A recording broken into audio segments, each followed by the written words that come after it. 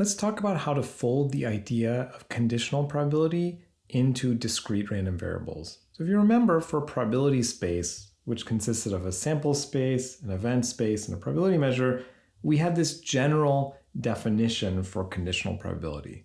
Okay, so this applied to any scenario. We've defined the conditional probability of an event A occurring given that an event B occurs. So we limit ourselves to the universe where we know event B has occurred, and we ask, what's now the probability of event A? We know that that is probability of A given B is the probability of A intersect B divided by the probability of B. So we restricted A to B and B, and then we rescaled by the probability of B, so things sum up to 1 again. And we also have this idea of a discrete random variable now. So if we have a discrete random variable x, it has a PMF, and we know that PMF is just the probability of the outcomes in the sample space that get mapped to this value little x. And that's what we're thinking of the probability that the random variable x takes value little x. Okay, so now I'm going to define the conditional PMF of x given an event B. So x falling into B. Okay, so formally, this is the probability of the outcomes in the sample space that get mapped to the value little x, conditioned on the event that x falls into this set B. We're going to see what to do with this formula in a bit, but let me show you what it ultimately becomes in the formula you're supposed to use and remember. So this conditional PMF formula is just the PMF divided by the probability that x falls into B whenever x is in B, and it's 0 otherwise. In other words, it's the probability of x divided by the sum of the probabilities of the points that fall into B when x is in B, and it's 0 otherwise. Okay, and we're always assuming throughout here that the probability that you fall into B is greater than 0, otherwise we'd be dividing by 0, which doesn't make sense. So we're restricting x to B and B, and we're rescaling by the total probability of B, so things sum to 1. Okay, why does this make sense? Well, again, formally, the way we've defined this conditional PMF is the probability of this thing, which we're going to call event A, and we've conditioned on this thing I'm going to call event C so we don't get mixed up with B. So the probability of A given C is just the probability of A intersect C divided by the probability of C. Again, assuming the probability of C is positive, otherwise it doesn't make sense. And so then this is the probability of the outcomes in the sample space that map to X intersected with the X that fall into B divided by the probability of X falling into B. So this means you have to fall into B. So I restrict you to B, and that's where this restriction comes from. And this thing now on the top in the numerator is the PMF. This is just the definition of the PMF. And we still have this thing on the bottom. So I have the definition of the PMF. And finally, I just use additivity to say the probability that you fall into the set B is just the sum of the PMF values over B. Okay, you don't need to remember this. You don't need to be able to work this out. But if you're interested in formally, why do we define this conditional PMF the way that we do?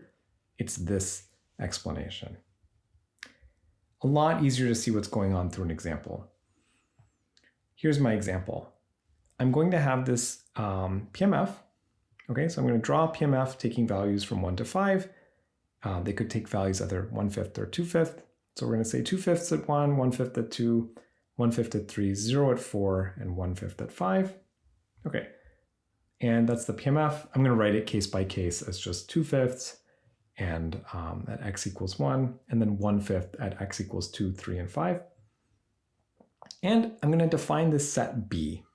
It's just going to be 3, 4, and 5. And I want to know what's the conditional PMF of x given B. Okay, this is a very natural question. I'm not putting any context with it so we can focus on the math. Okay, so I'm restricting first to B. These are the only values of x that are going to be allowed now. So I'm just carrying the PMF over, but zeroing out anything that's not in B. That's the first step. The second step is I calculate the probability that x falls into B, which is the sum of the PMF values over B, right? So in this case, it's going to be the sum of the PMF at 3 plus the PMF at 4 plus the PMF at 5. We can just look and get those values. That's going to be the sum of all of these values. It's going to be 1/5 plus 0 plus 1/5. Ultimately, that's 2/5. Okay? And so then I'm rescaling this conditional Pmf by dividing by the probability that x falls into B. And so the way that that's going to work out on this y-axis is 2/5 over 2/5 is going to be 1. And 1/5 over 2/5 is going to be 1/2. So I see I actually just have 2 points at 1/2, which sums to 1, which is what I want. Writing it out case by case, I had the Pmf of x divided by the probability that x falls into B. Whenever x is in B, because I'm restricted to B, 0 otherwise, that ended up being 1/5 over 2/5. Just for x equals 3 and 5, those are the only values I kept. So that worked out to be 1/2 for x equals 3 and 5. Okay, so the key idea here is that all I'm getting is a new Pmf. Okay, I'm getting a new Pmf where I'm saying I now know that x is going to fall into B. What does the new Pmf look like given that information? So intuitively, this conditional Pmf of x given B is just the Pmf restricted to the values in B and rescaled so that these remaining values, the ones that are allowed, sum to 1. This is exactly what we've been doing with conditional probability adapted to the Pmf. The conditional Pmf is just a Pmf in the end. It has the same properties. So you know it has to be non-negative. You can't have negative values. You know it has to sum to 1. We just took care of that in the definition and in the example, so it normalizes to 1. And if you want to calculate the probability of an event C, right, so you want to calculate the conditional probability that x falls into C, given that you already know it falls into B, well, all you need to do is to get this conditional probability of x in C given x in B, you sum up the values of the conditional Pmf. Okay, so you sum over C, the thing that you want, and you're summing the conditional Pmf given B, which includes the knowledge that you have that it falls into B. And we could go on to develop versions of the multiplication rule, the law of total probability, and also Bayes' rule. So we could develop those ideas for the conditional Pmf. We're not going to do those here. We're going to save that for the lecture notes. It's not that important, but you could do it.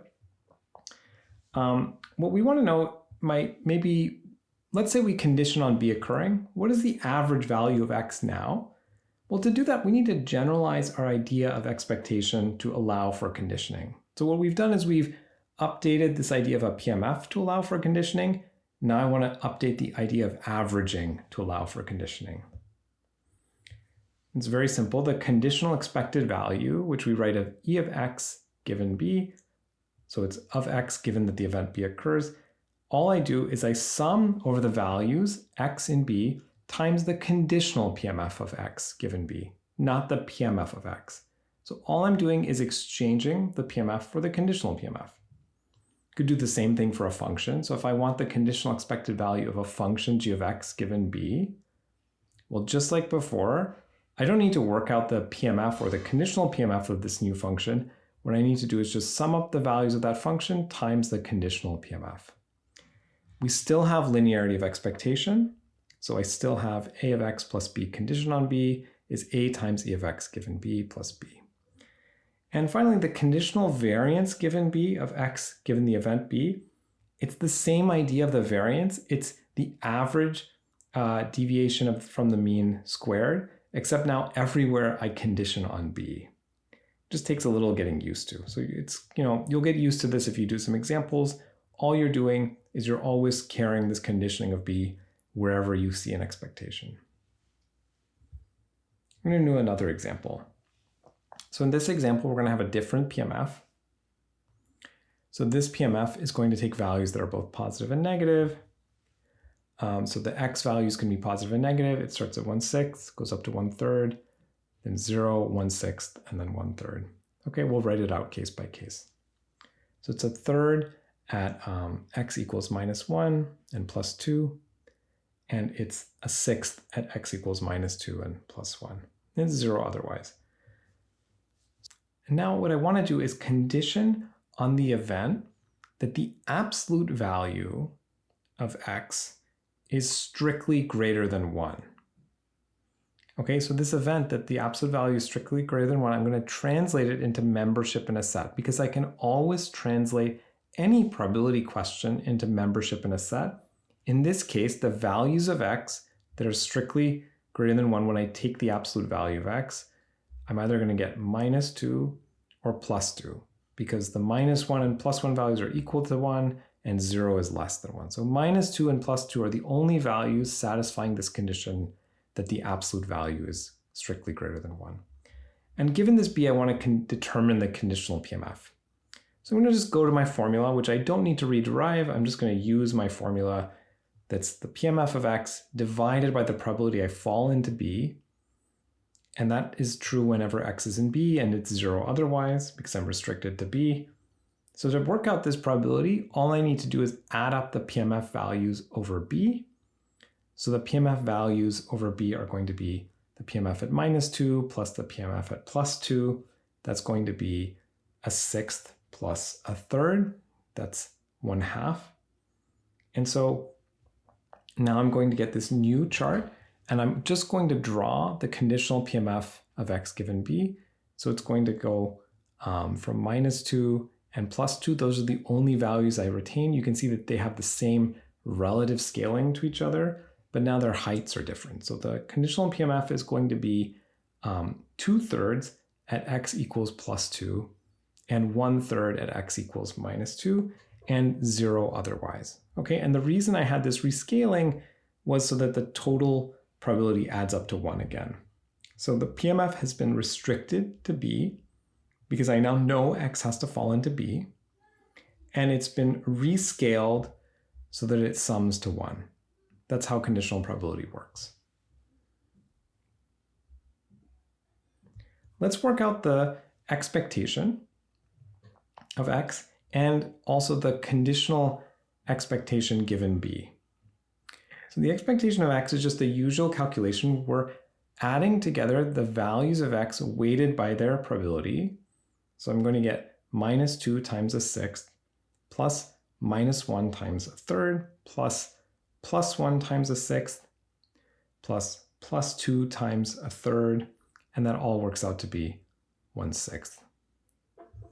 The conditional expected value, I do the same calculation, I just have to do it over the values in b, and I use the conditional PMF as my weight. So -2 times a third plus +2 times 2/3 equals 2/3. By the way, it's fine if you add up over all the values of x. In the end, when you use the conditional PMF, they're all going to have 0 unless they're in b. So I'm just doing a little extra work, but I'll get the same answer. Let's do a little bit of a longer example.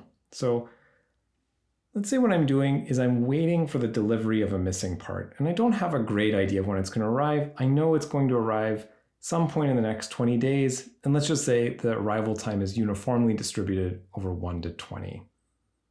Okay, and the information that I now have is that it hasn't arrived after 6 days, and so when I determine the new conditional PMF, the expected value of when it might arrive, and the variance in that arrival time. So now b is going to be 7 through 20 because I know that it has to be greater than 6. And so the sum of the PMF over b is just the sum of the PMF from 7 to 20. And since it's uniformly distributed, each value had probability 1/20. And so this works out to be 14/20. That's the probability I fell into b. So the conditional PMF is just going to be the original PMF divided by this probability that we just worked out, the sum over b, whenever x is in b, because I'm restricted to b, 0 otherwise. So it's 1/20 over 14/20, and that's going to work out to be 1/14 when x is 7, 8, up to 20, and 0 otherwise. Now this intuitively makes a lot of sense because before it was uniformly distributed from 1 to 20. Now I know that it's not 1 through 6, it's going to be 7 to 20, but I haven't had any other information to update the arrival time between these values. So it's going to be uniform 1/14, across all of these values. I can work out the conditional expected value. So that's going to be x times the conditional PMF summed up over b. So I get x times 1/14 going from 7 to 20. And so this is 7 plus 20/2, which is going to be 27/2. and that's exactly the midpoint, which is what I might expect. And to do the variance, I'm just going to use this simplifying observation, and this is something you should try to get used to, that recognizing distributions where they occur. So this is actually the PMF for a discrete uniform distribution going from 7 to 20.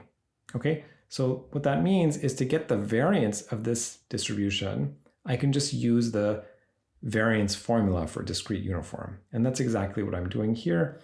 That formula has b minus a plus 2 times b minus a over 12. I've just worked that out to be 65 over 4. And you can check that for yourself. One last example. Let's say I give you a random variable. Let's call it x. And I'm going to say it's binomial with n equals 5 and p equals 1/3. And let's say that b is 0, 1, 2. So I want to know the conditional Pmf of x. All right. And what I know is that I'm guaranteed that x will fall into b. So that's my condition. All right. And so the Pmf for a binomial is n choose x times p to the x, 1 minus p to the n minus x. Here, p was 1/3 and n was 5. So I've just plugged in those values. It's going to go from 0 to n, so really 0 to 5 here. It's going to be 0 otherwise. So first thing I need to do is work out the total probability of x falling into b. So I just sum up the Pmf over the values of b, 0, 1, and 2. So I'm going to get 5 choose 0 times 1/3 to the 0 times 2/3 to the 5 plus 5 choose 1 times 1/3 to the 1 times 2/3 to the 4 plus 5 choose 2 times 1/3 to the 2 times 2/3 to the 3. And that's going to be 32 over 243 plus 80 over 243 plus 80 over 243. And that's 192 over 243. Okay. So so notice this was actually the Pmf at 0, 1, and 2. So I just need those values for later on. So what I'm going to get for the conditional Pmf is the original Pmf rescaled by the total probability of falling into b whenever I'm in b because I'm restricted to b, and 0 otherwise. So I have this value 32 over 243. I divide that by 192 over 243 whenever x is 0, because that's the Pmf value at 0 divided by the probability of falling into b. The other two values, the Pmf values at 1 and 2, those were 80 over 243. I normalized them by 192 over 243.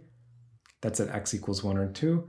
We can simplify this. If you just do a little math, this is going to work out to be a 1/6 when x is equal to 0, and then 5/12 when x equals 1 or 2, and 0 otherwise. So finally, let's work out the conditional expected value given b, now that we have this conditional Pmf. Okay, so now I can come and plug into that formula. Conditional expected value is just going to be x times the conditional Pmf of x given b, and that's going to be 0 times a 1/6 plus 1 times 5/12 plus 2 times 5/12. This is all going to work out to be 15/12, which is just 5/4. And that's it.